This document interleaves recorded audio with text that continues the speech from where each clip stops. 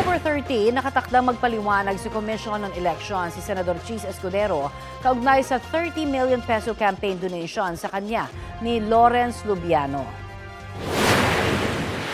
Nag-expect tayo na makapagsumite ng kahit na isang affidavit at the same time yung mga dokumento na sadyang nagpapatunay na yung donasyon ay binigay at ito ay hindi dahil sa pagiging contractor kung hindi in personal capacity. Kung ano man yung mga dokumento yan, nasa kanila na po yan, pero siyempre nasa appreciation ng Commission on Elections naman kung ito talaga ay may visa upang patunayan na hindi ito paglabag sa Section 95 ng Omnibus Election Code.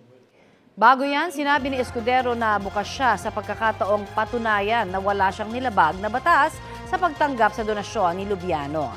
Si Lubiano ang presidente ng Centerways Construction and Development Incorporated na kabilang sa top 15 na kumpanyang nakakuha ng pinakamararaming flood control project sa bansa mula July 22 o 2022 hanggang May 2025 ayon kay Pangulong Bongbong Marcos. Ayon kay COMELEC Chairman Garcia, nauna nang nagsumite ng affidavit ang abogado ni Lubiano.